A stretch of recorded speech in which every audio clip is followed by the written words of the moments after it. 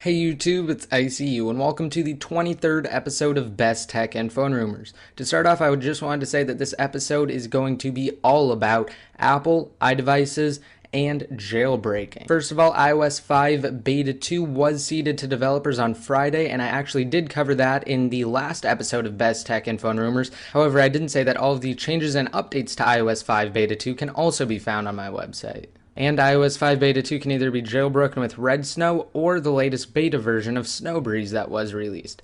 Now, for those of you that don't know, Snowbreeze just allows you to create a custom firmware for your iDevice, and it's better off for iPhone users to actually use Snowbreeze if they want to unlock, because this preserves your baseband so you can update. iOS 5 Beta 2 also renders the JailbreakMe Ultra useless because it does close the hole that the JailbreakMe Ultra was taking advantage of.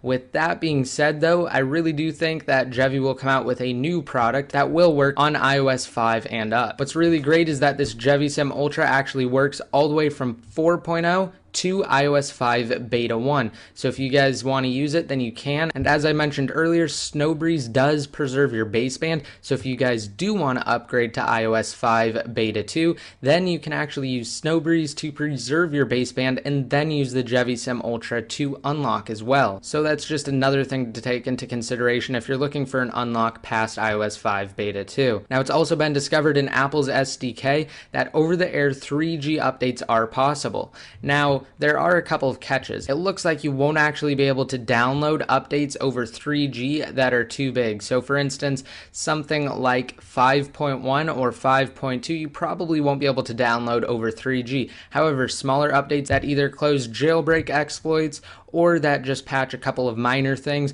will probably be able to be downloaded over 3G and installed that way. Another really interesting thing is that you can actually enter recovery mode on iOS 5 Beta 2 wirelessly. Now, I did demo the ability to sync your iDevice to your computer over a Wi-Fi connection, and with that, again, you can actually enter recovery mode without your cable. Now, you do this simply by connecting it and enabling it for Wi-Fi sync, and then what you have to do is you have to use a tool such as RecBoot or Tiny Umbrella to actually kick it into recovery mode. And again, it doesn't need to be connected, and it actually goes into recovery mode. Now, this might be able to be used in future jailbreaks, and hopefully the dev team will incorporate it and make a really awesome wireless jailbreak utility. Unfortunately, with Apple's new over-the-air updates method of actually installing new firmwares to your device, you won't be able to downgrade with SSH blobs anymore. They are actually closing that, and they will not be signing any SSH blobs anymore, and this will take effect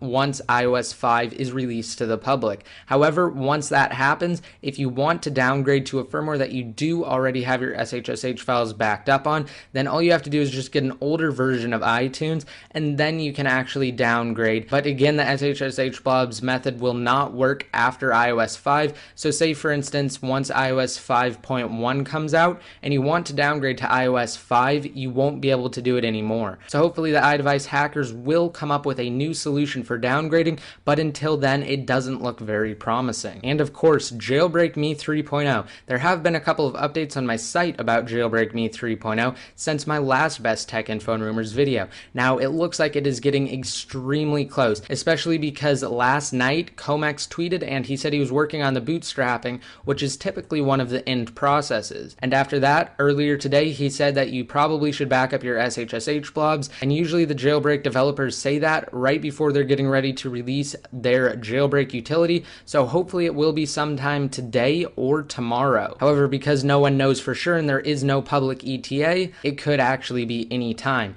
And he probably said that we should back up our SSH blobs because after he releases JailbreakMe 3.0, Apple will probably release a new iOS update that will patch it. So if you have your SSH blobs backed up and you accidentally upgrade, then you can downgrade back to the firmware that it works for. So that's it for today's episode. Just be sure to like my Facebook page and follow my Twitter accounts that will be down below in the more info, and you will be updated on the JailbreakMe 3.0 status. So I hope you guys liked this video. If you did, please remember to rate it up. And for the question of the day, let me know down below, are you guys looking forward to JailbreakMe 3.0? Also, hit that subscribe button if you guys want to be updated every time I release a new video. And until next time, this is ICU signing out.